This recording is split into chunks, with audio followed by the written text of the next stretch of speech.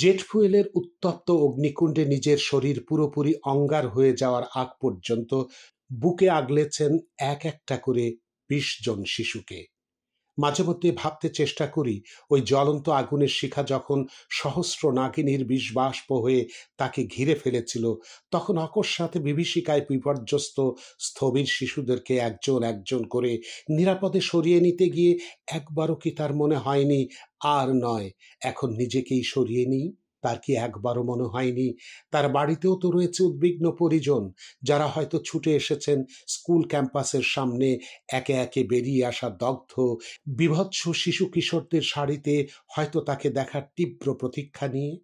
হয়তো আর কোনো শিশুকে উদ্ধার করে নিরাপদে পৌঁছানোর বাকি নেই ভেবে নিজে দরজার দিকে এগুতেই শুনেছেন কোনো এক অসহায় শিশুর আর্ত আকুতি, ম্যাম, আমি এখানে।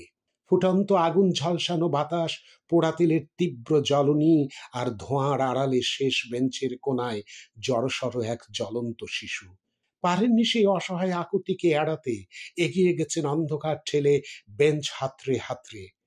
তার নিজের পরনের জামা কাপড় ততক্ষণে পুড়ে ছাই, নিজের চোখের সামনেই হাত পা মুখ থেকে তার চামড়াগুলো হারিয়ে যাচ্ছে, তীব্র যন্ত্রণায় অসাড় করে ফেলছে তার পা দুটো।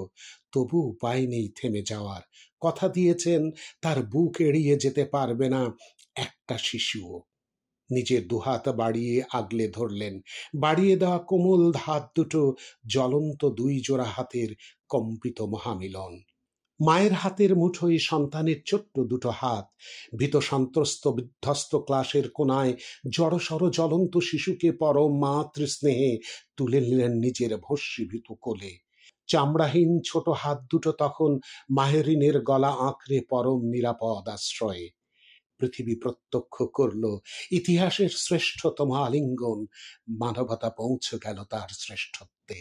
মাহেরিন ম্যামের হাত ধরে কোলে উঠে সেই জ্বলন্ত অগ্নিকুণ্ড থেকে বেঁচে যাওয়া শিশুরা হয়তো সারা জীবন তাদের শৈশবের সেই বীভৎস স্মৃতির ভয়াবহতা বয়ে বেড়াবে সত্যি, কিন্তু নিশ্চিতভাবে দূর আকাশ থেকে ভেসে আসা ৬টি শব্দে বারবার প্রদীপ্ত হবে, হবে প্রত্যয়ী।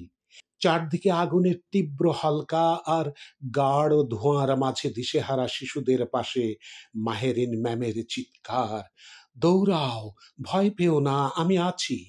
জীবনের প্রতিটি থেমে যাওয়ার মুহূর্তে মাহেরিন ম্যাম সব শিশুকে এগিয়ে যাওয়ার সাহস জুগিয়ে যাবেন প্রজন্ম থেকে প্রজন্মান্তরে।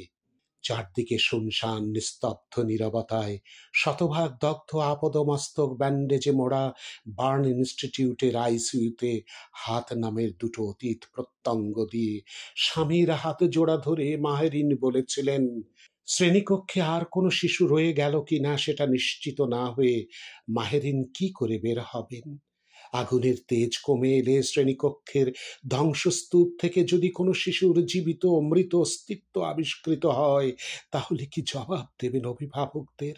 মাহেরিন, পৃথিবীর এ বাক্যগুলো আপনার কাছে পৌঁছবে কিনা জানি না। আপনি আপনার প্রতিশ্রুতি বিচ্যুত হননি। সম্পূর্ণ দগ্ধ ওই শ্রেণীকক্ষের সবাইকে আপনি নিরাপদে পৌঁছে দিয়েছেন। মাহেরিন, আর দেখা হবে না বলে আপনার আক্ষেপ একদম সত্যি নয়।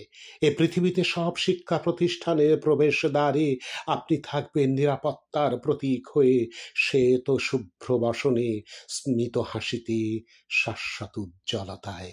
মাইলস্টোন স্কুলের মাঠে বাবাকে খুঁজে ফেরা শতভাগ দগ্ধ শিশু, লাল সাদা ছোট ছোট চেক শার্টের স্কুল ইউনিফর্মের টুকরো যার গায়ে লেপ্টে আছে, যার নিতম্ব থেকে ঝুলে থাকা দগ্ধ চামড়া তাকে বিবস্ত্র যতটা করেছে, তার চেয়ে অনেক বেশি মর্যাদাময় করেছে এক তেজস্বী সৈনিক হিসেবে। পিঠের চামড়ায় লেপ্টে থাকা আগুনের উত্তাপে পুড়ে দলা হয়ে যাওয়া স্কুল ব্যাগ আর পানির বোতলে সে তখন বিশ্বজয়ী বীর শ্রেষ্ঠ।